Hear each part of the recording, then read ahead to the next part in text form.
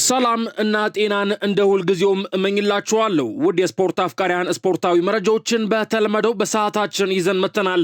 ወደ ቤተሰቦች እናንተም እኛን እንዳስለመዳችሁን ቪዲዮን በላይክ ጀምሩት። ዛሬ ከዚህ ቪዲዮ በርካታ ላይኮችን እንጠብቃለን። ቀጥታ ወደ ስፖርታዊ መረጃዎች ስንሻገር በአጫጭር የስፖርት መረጃዎች እንጀምራለን። ቪኒሺየስ ጁኒየር የፍቅር አጋሩን ልጆች ወጪ ይሸፍናል ተብሏል። የሪያል ማድሪዱ ተጫዋች ቪኒሺየስ ጁኒየር የፍቅር አጋሩን ልጆች ለመርዳትና የትምህርት ወጪ ለመሸፈን መስማማቱ ተገልጿል። ቪኒሺየስ ጁኒየር ከቀናት በፊት ከብራዚላዊቷ ተጽዕኖ ፈጣሪ ቨርጂኒያ ፎኔስካ ጋር የፍቅር ግንኙነት መጀመሩን በማህበራዊ ትስስር ገጹ ይፋ አድርጎ ነበር። ከተጫዋቹ ጋር የፍቅር ግንኙነት የጀመረችው ቨርጂኒያ ፎኔስካ 3 ልጆች ብቻዋን የምታሳድግ እናት እንደሆነች ተገልጿል። ከፍቅር አጋሩ ጋር ትዳር ለመመስረት እንደተቃረበ የተገለጸው ቪኒሺየስ ጁኒየር ልጆቿን በፈለጉት ትምህርት ቤት እንደሚያስተምርና እንደሚንከባከብ ቃል ገብቶላታል ሲል ይህን መረጃ ማርካ ስፖርት ዘግቦታል። ከፓላስ ጨዋታ ውጪ በሌሎች መሸነፍ አይገባንም። አርኔ ስሎት የሊቨርፑል አሰልጣኝ አርኔ ስሎት በተሸነፉባቸው በርካታ ጨዋታዎች የተሻለ ውጤት ይገባቸው እንደነበረ ገልጸዋል።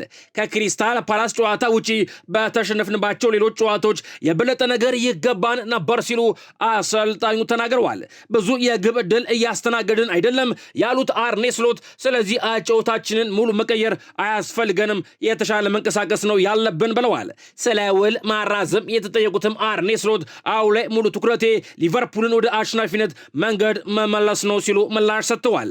ውል ስለ ማራዘም ንግግር ቢኖርም እንኳን እዚህ አልነጋገርም፣ መጀመሪያ በማሸነፍ መጀመር ያስፈልጋል ሲል ጨምሮ አርኔ ስሎት ተናግሯል። የቡድኔ ተጫዋቾች ጥራትና የሚፈጥሩት የግብ ብዛት የበለጠ በራስ መተማመን ይሰጠኛል፣ ተጨማሪ ግቦችን እንዲያስቆጥሩ ይገፋፋቸዋል ሲል አርኔ ስሎት ጨምሮ ተናግሯል። በተጨማሪም ከሊቨርፑል ጋር በተያያዘ አሌክሳንደር አይሳክና ከርትስ ጆንስ ልምምድ መስራት እንዳልጀመሩ አሰልጣኝ አርኔ ስሎት ተናግረዋል። ይህንንም ተከትሎ ሁለቱ ተጫዋቾች ከአስቶን ቪላ ጨዋታ ውጪ የሚሆኑበት ዕድል እጅጉን ሰፊ ነው ብለዋል አሰልጣኙ። በሌላ በኩል የመሃል ሜዳ ተጫዋቹ ሪያን ግራቨንበርች ልምምድ መስራቱንና ለጨዋታው ዝግጁ መሆኑን ገልጸዋል ሲል ይህንን መረጃ ሚረር ስፖርት ዘግቦታል። በሌላ መረጃ ቪኒሺየስ ጁኒየር አይቀጣም፣ ጉዳዩ ተዘግቷል ብሏል ዣቪ አሎንሶ። የሪያል ማድሪዱ ዋና አሰልጣኝ ዣቪ አሎንሶ ከቪኒሺየስ ጁኒየር ጋር የነበረው ጉዳይ መዘጋቱን ገልጿል። ሮብ ከሁሉም ጋር ውይይት አድርገናል፣ ቪኒሺየስ ጁኒየርም በግልጽ ተናግሮ ጥሩ ባህሪ ማሳይቷል፣ ነገሩ መስመር ይዟል ሲል ዣቪ አሎንሶ ተናግሯል። በቀጣይ ይቀጣው እንደሆነ የተጠየቀው ዣቪ አሎንሶ አይቀጣም፣ ለበቀል ቦታ የለንም፣ በእኔ በኩል ነገሩ ተዘግቷል ሲል ምላሽ ሰጥቷል። ቪኒሺየስ ጁኒየር በማህበራዊ ትስስር ገጹ ባሰፈረው የይቅርታ መልእክት የአሰልጣኙን ስም አልጠቀሰም ነበር። አሰልጣኙ ሲናገርም ዋጋ ያለውና አዎንታዊ መልእክት ነው፣ ከልቡ መናገሩን አሳይቷል፣ የተናገረው አስፈላጊ ነገር ነው፣ እኔም በመልእክቱ ደስተኛ ነኝ ሲል ዣቪ አሎንሶ ጨምሮ ተናግሯል። ቤተሰቦች ቪዲዮን ላይክ ለማድረግ አሁንም አልዘገያችሁም፣ ላይክ አድርጉት። እንዲሁም ለዚህ የዩቲዩብ ቻናል አዲስ ከሆናችሁ ሰብስክራይብ ማድረግ እንዳረሱ አሁኑኑ ሰብስክራይብ አድርጉ። እኔም ስፖርታዊ መረጃዎቼ ልቀጥል። ምባፔ ስላለን ደስተኛ ነኝ። ፔሬዝ የወርቅ ጫማውን በድጋሚ ማሳካት ፈልጋለሁ። ኪሊያን ሙባፔ የሪያል ማድሪዱ የፊት መስመር ተጫዋች ኪሊያን ሙባፔ ባለፈው የውድድር ዘመን ያሸነፈውን የወርቅ ጫማን ትናንትና ተቀብሏል። ኪሊያን ሙባፔ ባለፈው የውድድር ዘመን በላሊጋው 31 ጎሎችን ማስቆጠሩ ይታወሳል። በድል ዝግጅቱ ላይም ንግግር ያደረገው ኪሊያን ሙባፔ ሽልማቱን በመቀበሌ በጣም ተደስቻለሁ፣ ለእኔ በጣም አስፈላጊ ነው ሲል ኪሊያን ሙባፔ ተደምጧል። አክሎም የወርቅ ጫማውን በድጋሚ እንደማሳካ ተስፋ አድርጋለሁ፣ ጥሩ ጀምሬያለሁ፣ እናያለን ብሏል። ያለ ቡድን አጋሮቼ ይህንን ሽልማት ማሸነፍ አልችልም ነበር ብሏል ኪሊያን ሙባፔ። የክለቡ ፕሬዝዳንት ፍሎሬንቲኖ ፔሬዝ በበኩላቸው ሙባፔ በቡድናችን በመኖሩ በጣም ደስተኛ ነኝ ብለዋል። አያይዞም በሱ ኮርቻለሁ፣ ለዚህ ሽልማት እንኳን ደስ አለ ሲሉ ፔሬዝ ተናግረዋል። በተጨማሪም ኪሊያን ሙባፔ የወሩ ምርጥ ተጫዋች ተብሏል። የስፔን ላሊጋ የ2025-26 የውድድር ዘመን የወርሃ ጥቅምት የወሩ ምርጥ ተጫዋች ይፋ ተደርጓል። በዚህ መሰረት የሪያል ማድሪዱ የፊት መስመር ተጫዋች ኪሊያን ሙባፔ የወሩ ምርጥ ተጫዋች ተብሎ መመረጥ ችሏል። ኪሊያን ሙባፔ በወር ውስጥ ባደረጋቸው 3 ጨዋታዎችም 3 ግቦችን ማስቆጠር ችሏል። ፈረንሳዊ የፊት መስመር ተጫዋች ኪሊያን ሙባፔ በተከታታይ ለሁለተኛ ጊዜ የወሩ ምርጥ ተጫዋች ሽልማትን አሸንፏል ሲል ይህን መረጃ ማርካ ስፖርት ይፋ አድርጎታል። በሌላ መረጃ የማንቸስተር ዩናይትድ የወሩ ምርጥ ተጫዋች ታውቋል። በአሰልጣኝ ሩበን አሞሪም የሚመሩት ማንቸስተር ዩናይትዶች የወርሃ ጥቅምት የወሩ ምርጥ ተጫዋቻቸውን ይፋ አድርገዋል።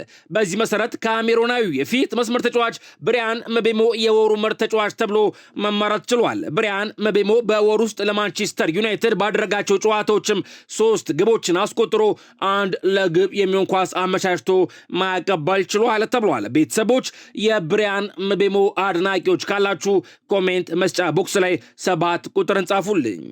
ከማንቸስተር ዩናይትድ ጋር በተያያዘ ማንቸስተር ዩናይትድ በጥር የዝውውር መስኮት እንቅስቃሴ ለማድረግ ማቀዱን አሰልጣኝ ሩበን አሞሪም ተናግረዋል። በዝውውሩ ምን እንደሚፈጠር አይታወቅም ያሉት አሰልጣኙ ነገር ግን ቡድኑን ለማሻሻል እያሰብን ነው፣ የሆነ ነገር ልናደርግ እንችላለን ብለዋል። መጪው የዓለም ዋንጫ መሆኑን ያነሱት አሰልጣኙ እኛ ጋርም ደቂቃ ያላገኙ ተጫዋቾች አሉ፣ ስለዚህ እንልቀቅ ሊሉ ይችላሉ፣ ሁሉንም መፍታት ይኖርብናል ብለዋል ሩበን አሞሪም። አክሎም ግዴታ ለአውሮፓ መድረክ ማለፍ ይኖርብናል፣ ማይኖ ተጨማሪ ጨዋታዎች ያስፈልጉታል፣ ነገር ግን በሳምንት 1 ጨዋታ ያደረግን ያንን ማድረግ አልችልም ብለዋል ሩበን አሞሪም። ዓላማችን አልተቀየረም፣ ለአውሮፓ ውድድር መሄድ አለብን፣ 4 ውስጥ መጨረስ በጣም አስቸጋሪ ነው፣ ነገር ግን ቀጣይ ጨዋታ ላይ ማተኮር አለብን ሲሉ ሩበን አሞሪም ጨምሮ ተናግረዋል። ጸጉራሙን ደጋፊ ዩናይትድ ሳልመጣ አይቼዋለሁ። ሰን ላመንስ የማንቸስተር ዩናይትዱ ግብ ጠባቂ ሰን ላመንስ ቡድኑ ቀጣይ 2 ጨዋታ አሸንፎ ደጋፊው ጸጉሩን እንደሚቆረጥ ተስፋ አለኝ ብሏል። አንድ የማንቸስተር ዩናይትድ ደጋፊ ክለቡ 5 ተከታታይ ጨዋታ ሳያሸንፍ ጸጉሬን አልቆረጥም ካለ 391 ቀናት ሆነውታል።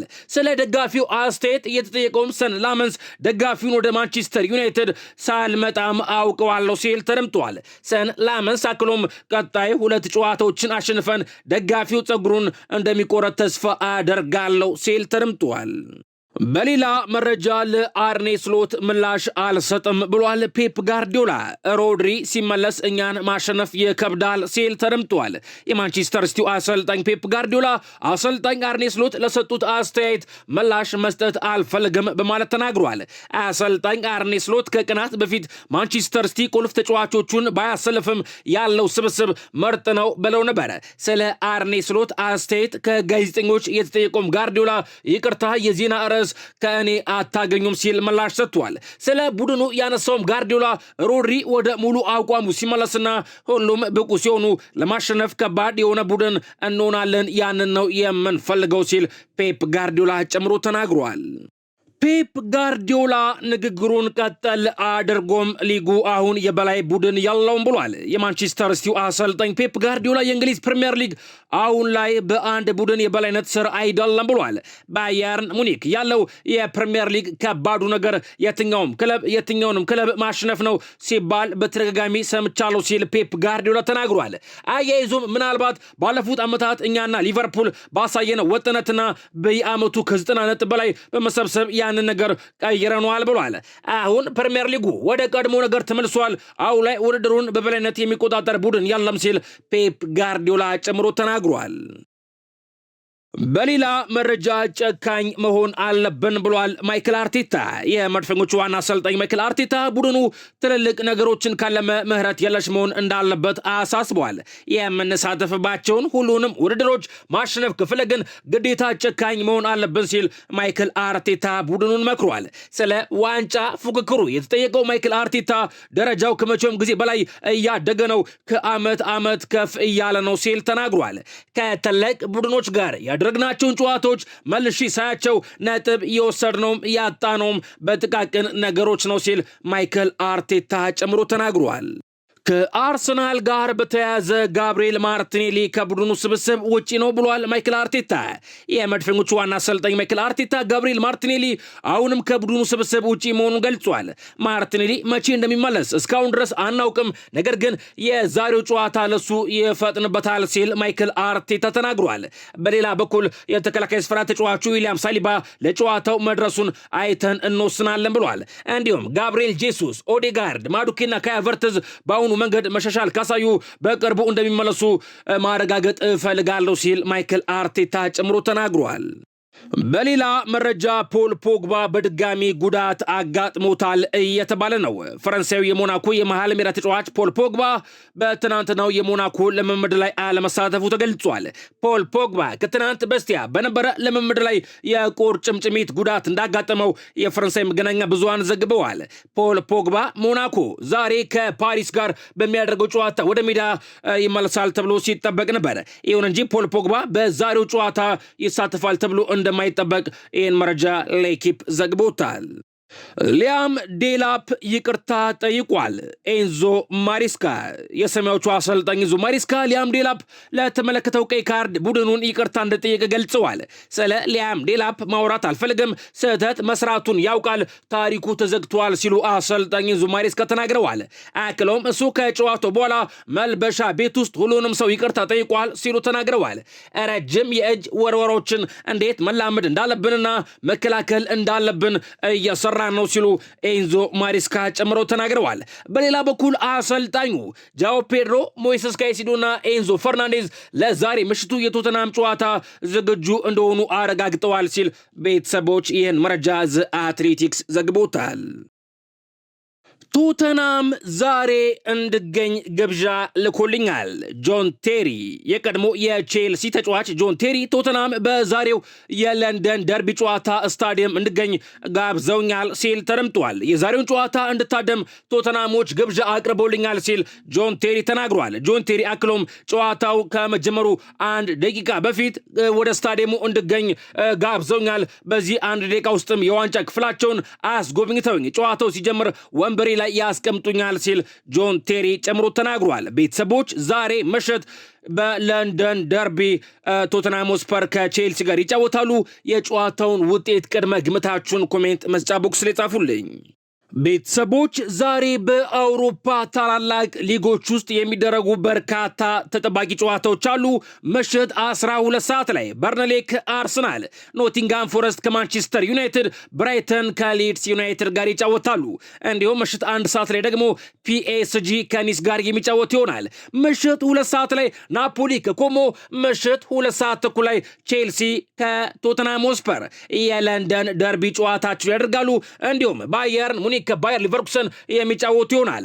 ምሽት 4 ሰዓት ከ45 ላይ ደግሞ ክሬምኖሴ ከጁቬንቱስ፣ ምሽት 5 ሰዓት ላይ ሊቨርፑል ከአስቶን ቪላ፣ ሪያል ማድሪድ ከቫሌንሺያ እና እንዲሁም ምሽት 5 ሰዓት ከ5 ላይ ደግሞ ኦክሴ ከማርሴ ጋር የሚጫወቱ ይሆናል።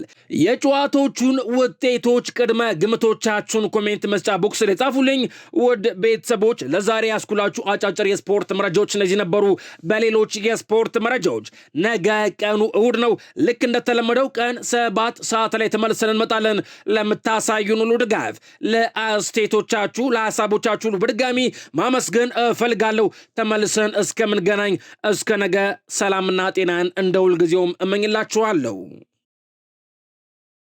ቤተሰቦች አሁን ደግሞ ሁልጊዜም እንደምናደርገው ምስሉ ላይ የምትመለከቷቸውን ድንቅ ሌክዠሪ መኪኖችን ዋጋ ልንገራችሁና የዛሬው መረጃዬን በዚሁ ላጠናቅ። በመጀመሪያም አኩራ አርዲኤክስ ካር።